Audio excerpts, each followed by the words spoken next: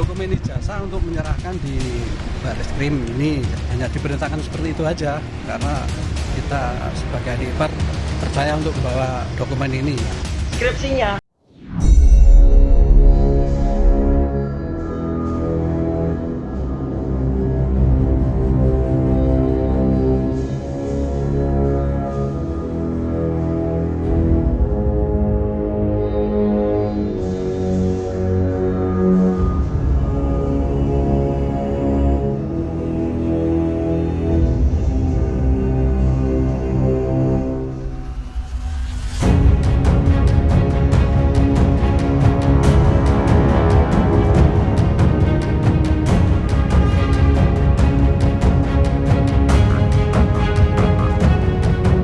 Saya Tifal Solesa melanjutkan Kompas Petang, Saudara.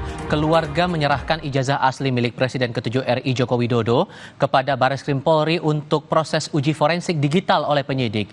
Pihak keluarga diwakili adik ipar Jokowi datang bersama tim kuasa hukum ke kantor Bareskrim Polri pukul setengah 10 pagi waktu Indonesia Barat. Dokumen dibawa langsung oleh adik ipar Jokowi, Wahyudi Andrianto dari Solo, Jawa Tengah. Kuasa hukum menyebut sejumlah dokumen yang dibawa dan akan ditunjukkan langsung kepada penyidik Bareskrim Polri berupa ijazah asli SD hingga universitas. Adik ipar menyebut tidak ada pesan khusus dari Jokowi terkait penyerahan ijazah hari ini. Keluarga menyerahkan langsung kasus hukum tudingan ijazah palsu ini agar bisa selesai di pihak polisi. Bawa dokumen ijazah untuk menyerahkan di Bareskrim ini, jadi sementara hanya diperintahkan seperti itu aja karena kita sebagai adik ipar dipercaya untuk membawa dokumen ini. Dan sekarang sudah diserahkan ke Bareskrim dan nanti untuk selanjutnya untuk bisa menerangkan adalah dari penasihat hukum maupun di Bareskrim. Hanya itu aja. Harapannya Pak terkait dengan kasus ini Pak? Ya, Harapan dari keluarga? cepat selesai gini dan cepat gamblang gitu. Ya kan? Ada pesan khusus nggak yang disampaikan langsung dari Pak Jokowi? Tidak ada. Dalam mengantarkan surat ini? Tidak ada, hanya membawakan dokumen ini aja. Hari ini, Presiden ke-7 Joko Widodo mengutus adik iparnya untuk menyerahkan ijazah asli SMA dan sarjana ke Bareskrim Polri. Tak hanya itu, sudah 31 saksi diperiksa polisi dan kini pembuktian keaslian ijazah Jokowi masih menunggu hasil uji laboratorium forensik. Lalu bagaimana memproses laporan pencemaran nama baik bila hasil uji lab for ijazah Jokowi belum keluar? Kami diskusikan bersama dengan para narasumber. Bergabung saat ini terlapor kasus pencemaran nama baik Jokowi dari tim pembela ulama dan aktivis Rizal Fadilah. Lalu bergabung juga bersama kami mantan Kabareskrim Polri Susno Duaji dan Ketua Umum Solidaritas Merah Putih Sylvester Matutina. Selamat sore semuanya dengan Tifal, apa kabar? Selamat sore semuanya. Terima kasih semua sudah bergabung bersama kami. Saya dengar kabar Saya dengar kabar di awal Pak Rizal Anda sempat tidak bisa datang dalam panggilan polisi karena kecelakaan. Kondisi Anda sekarang bagaimana Pak? Ya masih belum normal jalannya karena kaki yang kena tabrak. Oke. Jadi tapi kan sekarang udah diperlukan itu. Nah, dalam pemulihan hasil pemeriksaan rumah sakit beberapa hari katanya harus istirahat dulu. Oke, akhirnya kan hanya 3 rekan Anda yang memenuhi panggilan di Polda Metro Jaya waktu itu kan ya Pak ya. Kalau Anda Betul, yang Anda dengar waktu itu dari 3 rekan Anda yang diperiksa kemarin, apa-apa saja diperiksa Pak? Apa keterangan yang disampaikan atau hal apa yang digali? Ya saya kira mengenai TPUA-nya sendiri gitu kan, kompetensi waktu mengajukan pengaduan itu legal standing lah. Kemudian juga terkait dengan pasal-pasal yang dilaporkan gitu oleh Pak Jokowi, masalah 310, 311, dan 27A sampai ke 32, 32, 35 Undang ITE. Saya kira masalah substansinya itu gitu ya. Di samping juga beberapa podcast dari TPUA yang menyampaikan tentang sampai ke proses berangkat ke Yogyakarta, ke UGM, dan ke Solo, tempat kediamannya Pak Jokowi untuk mencari informasi skripsi dan ijazah. Dan konteksnya waktu itu pemeriksaan sudah status sebagai saksi atau polisi cuma minta klarifikasi ke 3 teman Anda itu Pak? Masih klarifikasi, walaupun disebutnya sebagai saksi di dalam panggilan itu, tapi intinya klarifikasi kan, yang disampaikan di di apa Polda di waktu itu ya? Polda Metro ya. Hmm. Jadi Kami, saksi untuk klarifikasi lah, itu mudahnya mungkin Pak. Oke. Kami juga terima foto, Pak. Ada foto yang menunjukkan ini Anda diperiksa. Kami nilai ya, ini diperiksa di Barreskrim dan Ya. saya coba tampilkan juga fotonya. Ini dia, Pak. Mungkin apa yang bisa Anda Ya. jelaskan dari foto ini? Ini pemeriksaan kapan waktu itu dan di mana persisnya? Hal apa yang Anda sampaikan saat itu juga, Pak? Ini berkaitan dengan tindak lanjut dari pengaduan masyarakat yang disampaikan oleh TPUA, gitu kan. Jadi kami yang mengadukan gitu, tentang dugaan skripsi dan ijazah palsu Pak Jokowi. Kemudian kami dipanggil gitu dalam rangka lidik ya, sesuai dengan SP lidik 1007 tahun tanggal 10 April. Jadi beberapa orang sudah diminta klarifikasinya juga gitu ya, untuk menyampaikan maksud dari pengaduan masyarakat yang dilakukan oleh TPUA. Saya kira itu, dan di sana ya dipertanyakan banyak hal gitu kan, di samping legal standing tadi, pasal juga ya yang disampaikan 263, 266, 264 pemalsuan dan undang-undang Sisdiknas pasal 68 yang kita usulkan tambahan 69 berkaitan penggunaan ijazah dan gelar palsu gitu. Oke. Bang Sylvester begini, polisi kan sekarang lagi proses nih laporan pencemaran nama baiknya Pak Jokowi. Sementara di sisi lain juga masalah kepastian soal tudingan ijazahnya Pak Jokowi ini masih nunggu hasil laboratorium forensik. Menurut Anda ini akan jadi tantangan atau sebetulnya bisa lekas ditemukanlah titik terang atau bisa clean and clear kasus ini? Ya, kita berharap ya ini seluruh bangsa Indonesia agar ini selesai dengan baik dan cepat. Jadi kalau yang kita lihat ini kan yang hari ini ipar Pak Jokowi maupun tim kuasa hukum itu mendatangi Mabes Polri ya, bukan di Polda Metro. Jadi dalam hal ini Pak Jokowi itu sebagai pihak terlapor. Yang melaporkan adalah tim dari TPUA. Ya kira-kira begitu ya Bang Rijal ya. Ya betul Pak Sylvester. Ya, jadi itu kan Pak Rijal juga udah mulai bulan April. Jadi sebenarnya ini udah lama. Kalau nggak salah itu sudah banyak pihak juga yang dipanggil untuk menjadi saksi. Yeah. Dan yang pelaporan Pak Jokowi itu baru di tahap juga penyelidikan, tapi masih baru ya. Jadi intinya kita senanglah bahwa Pak Jokowi sendiri yang akhirnya sebagai pihak terlapor mau dengan sungguh-sungguh agar ini masalah ini cepat selesai. Beliau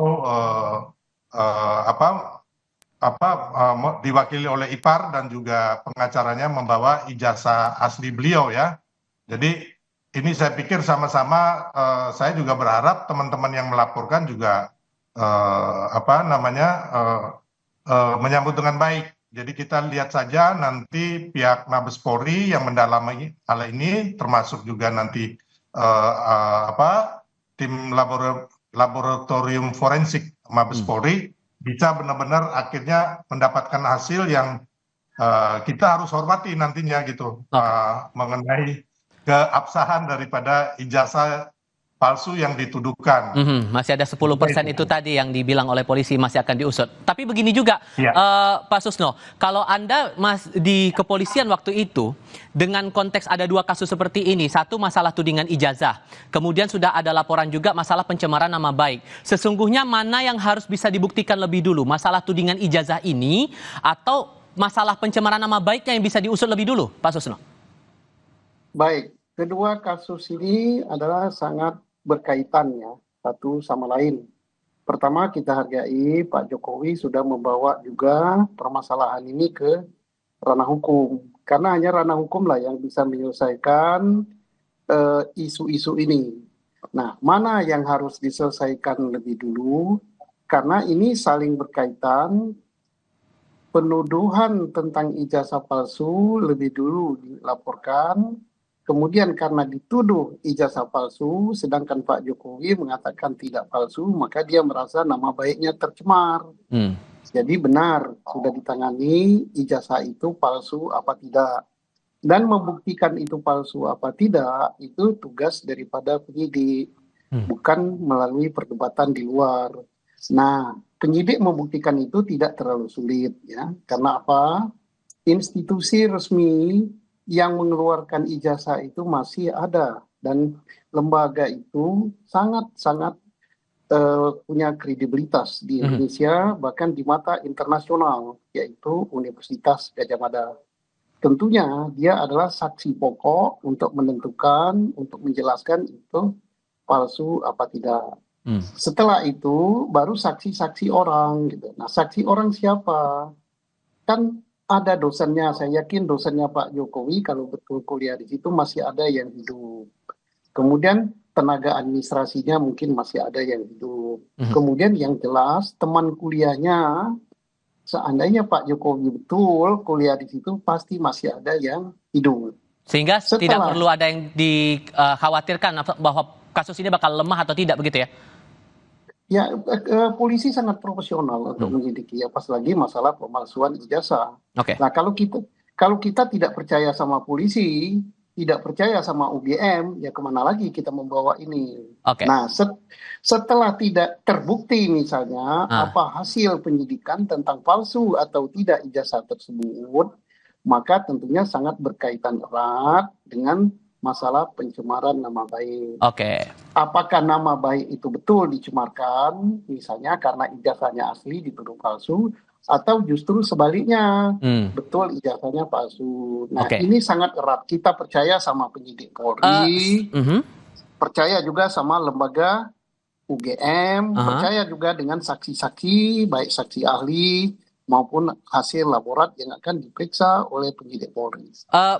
Mabes Polri sudah bilang juga bahwa prosesnya 90% penyidikan sudah beres. Tinggal 10% lagi yang untuk membuktikan lagi masalah keaslian ijazah ini. Kalau kemudian yang 10% ini ditunjukkan bahwa hasilnya otentik atau tidak otentik, apakah prosesnya akan clear? Kalau kemudian ijazah itu asli bahwa kasusnya akan selesai atau justru harus ada pembuktian lewat sumber-sumber lain? Kita akan jawabnya nanti apa ya? Kita diskusikan di segmen berikut ya. Usai jeda berikut ini.